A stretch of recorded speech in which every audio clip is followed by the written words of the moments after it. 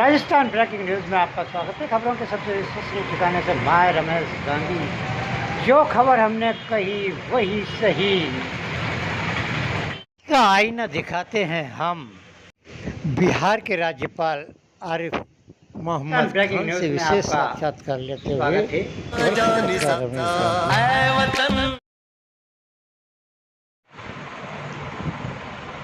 Rajasthan breaking news में आपका स्वागत है। खबरों के सबसे विश्वसनीय ठिकाने से मैं रमेश गांधी चर्चा कर रहे हैं सूबे के ताज़ा समाचारों की। सूबे के मुख्यमंत्री भजन लाल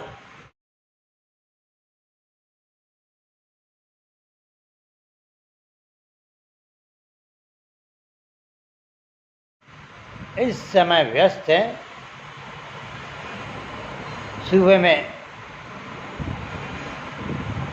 पानी कैसे पहुंचाया जाए और जो समझौते हुए थे मध्य प्रदेश से और हरियाणा से, उसका पानी कब और कैसे राजस्थान की सीमा में आए।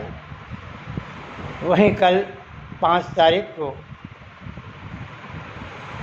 केसराय भगवान की नगरी में मुख्यमंत्री भजन लाल दस्तक दे रहे हैं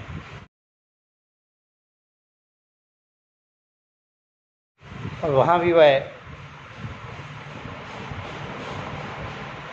पानी पर ही पंचायत करेंगे, क्योंकि उन्होंने एक नया अभियान छेड़ा है। उसके तहत वह भगवान केसराय पाटन की शरण में आकर उनसे आशीर्वाद लेंगे और मंदिर के दर्शन करेंगे। वहीं दूसरी ओर उनके कद्दावर मंत्री करोड़ीलाल मीणा इस समय एक दिन के एमएलए और एक दिन के मुख्यमंत्री स्टाइल में ताबड़तोड़ छापेमारी कर रहे हैं।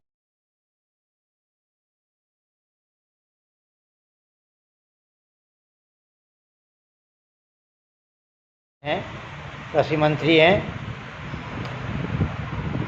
1 सवा साल से नेपथ्य में पड़े हुए थे, लेकिन पिछले 1-2 महीनों से उनमें नई ऊर्जा जागी है और उन्होंने पिछले 1 सप्ताह से सूबे में नकली खाद और नकली बीज बनाने वाली फैक्ट्रियों पर ताबड़तोड़ छापेमारी की है।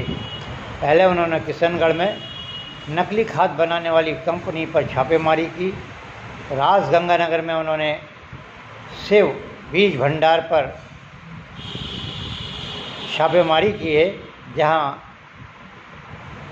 ताबड़तोड़ कार्रवाई में नकली बीजों का हज़ारों कुंटल का ज़ख़ीरा उनके हाथ लगाया। उन्होंने तत्काल पुलिस को एफआईआर दर्ज करने के निर्देश भी दिए हैं। करोड़ीलाल मीणा जब छापे मारने जा रहे हैं तो पुलिस को भी लेकर जा रहे हैं और कृषि महकमे के आला अफसरों को भी, जबकि कृषि महकमे के आला अफसरों को सब कुछ पता रहता है, लेकिन आज तक उन्होंने किसी नकली खाद बनाने वाले और नकली बीज बनाने वाली फैक्ट्री पर छापेमारी करने की हिमाकत नहीं की है। कुल मिलाकर करोड़ीलाल मीणा ने अब मुख्यमंत्री भजन लाल को भी सासत में डाल दिया है। भारतीय जनता पार्टी के राज में आला अफसर अमन चैन की नींद सोए हुए हैं। अन्नदाता इन भ्रष्ट व्यापारियों से, नकली खाद बनाने वाले और नकली बीज बनाने वालों से परेशान होकर आत्महत्या करने के कागर पर आ गया है, क्योंकि उनका फसलों का उचित उत्पादन नहीं हो पा रहा है। चर्चा कर रहे हैं, आज कोटा शहर में फिर मानसून ने अंगड़ाई ली है। भीषण तेज बारिश ने खोल दिए नगर निगम की पोल। नगर निगम के नालों की सफाई न होने के कारण कोटा शहर उत्तर पानी की डूब में हो गया है। वहीं कोटा दक्षिण में महापौर राजीव भारती ने पिछले 1 वर्ष से निरंतर नालों की सफाई पर ध्यान केंद्रित किया है, इसलिए वहाँ लोगों को पानी से निजात तो है, लेकिन कहीं कहीं पानी रुक रहा है।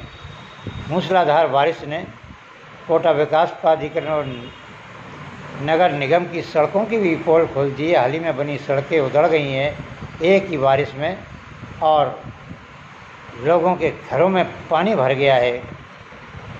जहां एक और कोटा शहर में अपराधों की बढ़ोतरी हो रही है, वहीं दूसरी ओर आईजी रवि दत्त गौड़ ने सारे थाना प्रभारियों को पाबंद कर दिया है कि जिस इलाके में वारदात होगी उनके खिलाफ ठोस कार्रवाई की जाएगी, क्योंकि आए दिन चाकूबाजी, लूट, चोरियों की वारदातें हो रही हैं और पुलिस के आला अफसर